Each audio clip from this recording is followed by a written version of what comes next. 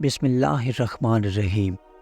معزز ناظرین، ایک بزنس مین نے خواب میں دیکھا کہ کوئی شخص اسے کہہ رہا ہے کہ تمہاری فیکٹری کے مین گیٹ کے سامنے جو شخص پھل بیچتا ہے اس کو عمرہ کرا دو۔ وہ نیند سے بیدار ہوا تو اسے خواب اچھی طرح یاد تھا، مگر اس نے وہم سمجھ کر خواب کو نظر انداز کر دیا۔ 3 دن مسلسل ایک ہی خواب نظر آنے کے بعد وہ شخص قریبی مسجد کے امام صاحب کے پاس پہنچا اور اپنا خواب بیان کیا تو امام صاحب نے کہا، جس شخص کے بارے میں تمہیں بار بار عمرہ کروانے کے بارے میں کہا جا رہا ہے اسے رابطہ کرو اور اسے عمرہ کروا دو۔ اگلے روز بزنس مین نے اپنا ایک ملازم اس پھل فروش کے پاس اس کا موبائل نمبر معلوم کرنے کو بھیجا۔ بزنس مین نے موبائل پر کال کر کے اس پھل فروش سے رابطہ کیا اور کہا کہ مجھے خواب میں 3 بار حکم ملا ہے کہ میں تمہیں عمرہ کروا دوں، لہٰذا جلد از جلد میں اس نیک کام کی تکمیل کرنا چاہتا ہوں۔ یہ بات سن کر پھل فروش زور سے ہنسا اور کہنے لگا، کیا بات کرتے ہو صاحب، میں نے تو مدت ہوئی کبھی فرض نماز تک ادا نہیں کی اور تم مجھے عمرہ کروانا چاہتے ہو۔ بزنس مین اصرار کرنے لگا اور اسے سمجھایا کہ میرے بھائی سارا خرچ میرا ہوگا۔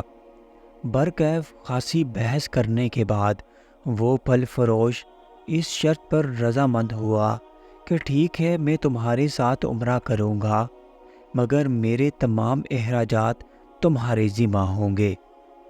وقت مقررہ پر جب وہ ایک دوسرے کو ملے تو بزنس مین نے دیکھا کہ واقعی وہ شکل و صورت سے کوئی اچھا انسان دکھائی نہیں دے رہا تھا۔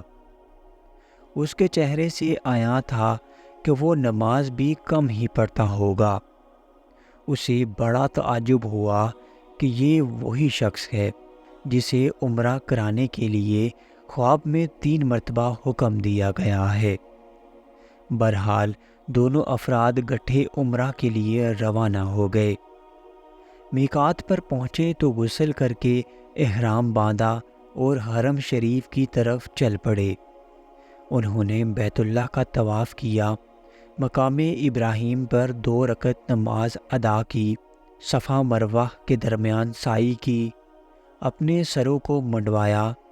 اس طرح ان دونوں افراد کا عمرہ مکمل ہو گیا۔ اب انہوں نے واپسی کی تیاری شروع کر دی۔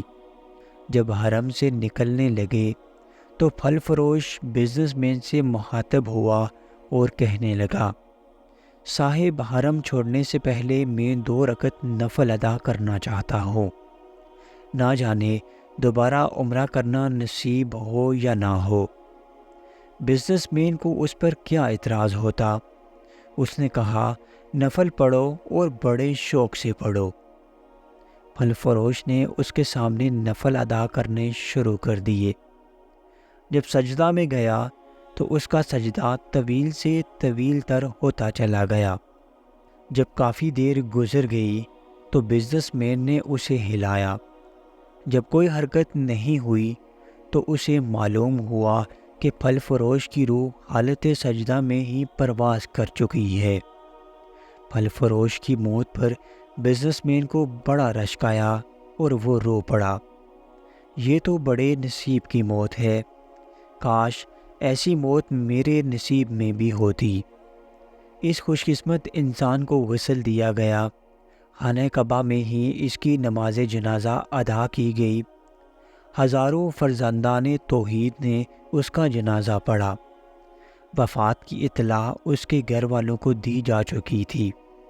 بزنس مین نے اس کے گھر کا تمام خرچہ اپنے ذمہ لے لیا۔ پھل فروش کی بیوی سے تعزیت کرنے کے بعد بزنس مین نے پھل فروش کی بیوی سے کہا، میں جاننا چاہتا ہوں کہ تمہارے شوہر کی ایسی کون سی عادت یا نیکی تھی کہ اس کا انجام اس قدر عمدہ ہوا اور اسے حرم شریف میں سجدہ کی حالت میں موت آئی۔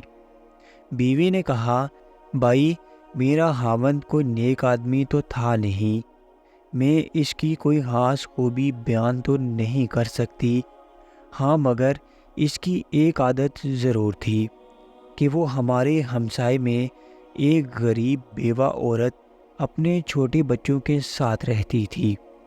میرا شوہر روزانہ بازار جاتا تو جو چیز اپنے بچوں کے کھانے پینے کے لیے لاتا، وہی چیز اس بیوہ اور اس کے یتیم بچوں کے لیے بھی لے آتا اور اس کے دروازے پر رکھ کر اسے آواز دیتا، اے بہن، میں نے کھانا باہر رکھ دیا ہے، اسے اٹھا لو۔